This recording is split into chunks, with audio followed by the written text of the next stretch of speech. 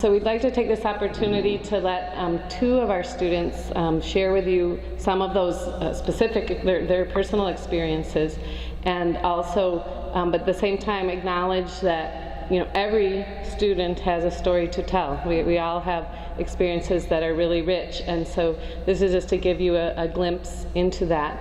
And we have invited Noelle Zuelke. She's a first-year student, just completed her first year in Costa Rica, and as I mentioned, as part of their initial, what I talked about, sort of the letting go of the hand, was the first step towards their eventual senior independent study semester is the 2-week independent study period that they conduct as part of the field methods course. So she's going to share that with you right now.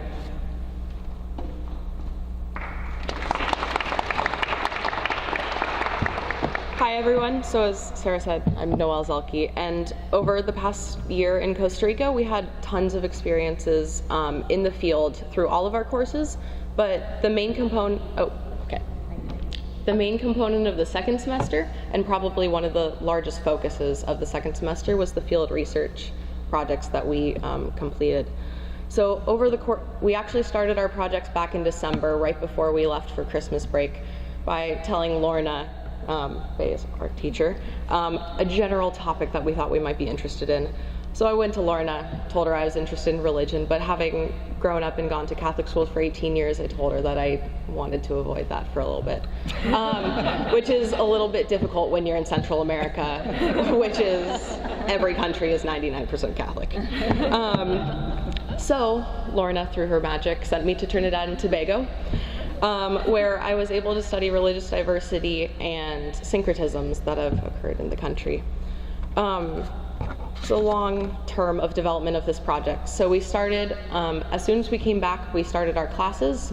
For the class, we met every Tuesday night. Each week was a different discussion, where we learned how to write interview questions. The main task over the entire semester was narrowing our projects, because you go and you have this grand idea, but then you have 2 weeks to complete it. And so you have to narrow down your questions as much as possible so that you can really get good information out of your experience. So we learned how to do that. Also, many of the ethical dilemmas that come up when you're in the field and interacting with people. For me, in Trinidad, one of the main ones that I was concerned about was race and ethnicity, as I actually did discover it wasn't an issue because I was aware of it going into it, but I was one of the only white people in the entire country, so it was a very interesting experience for me.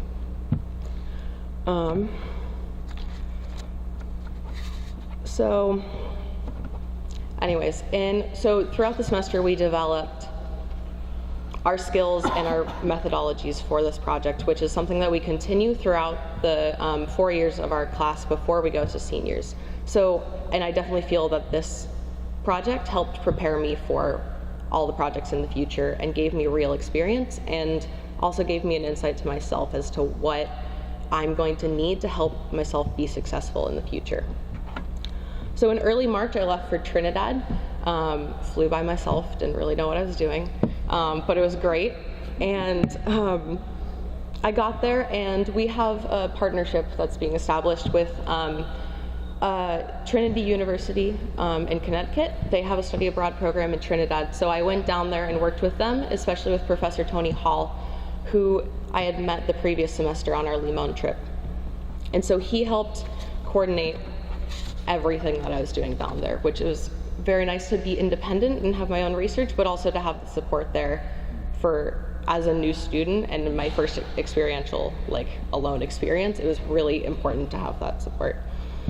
In Trinidad, I ended up focusing on a few different elements. So they have a huge diversity in race, ethnicity, and especially religions.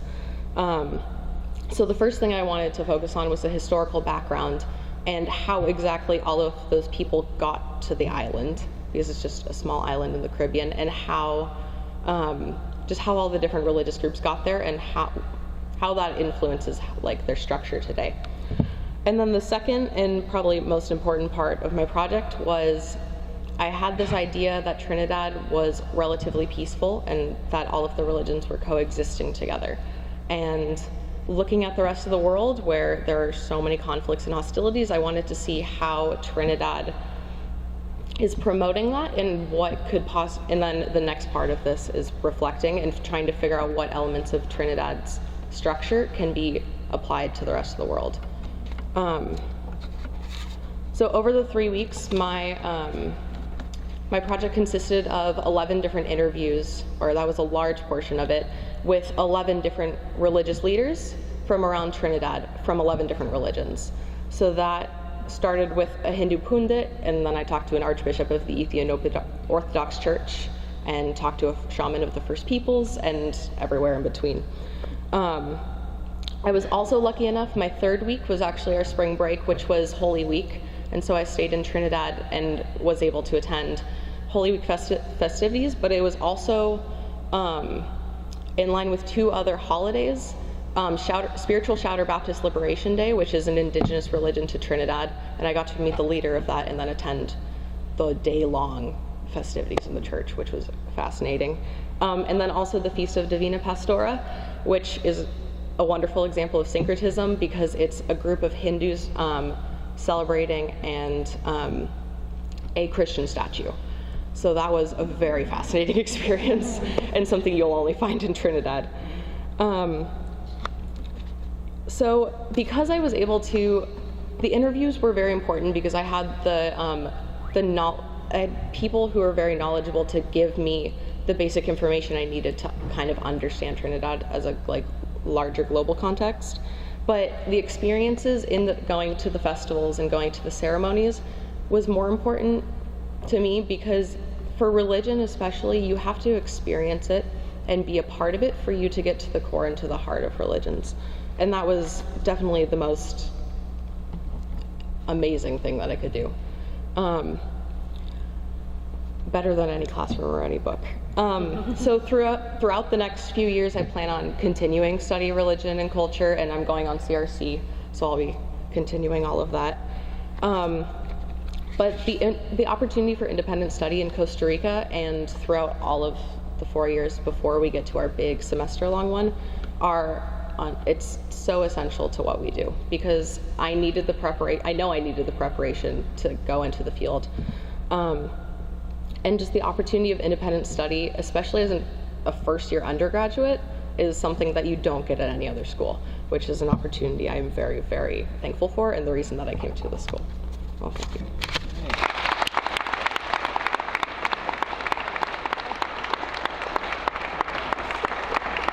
Thank you so much, Noelle.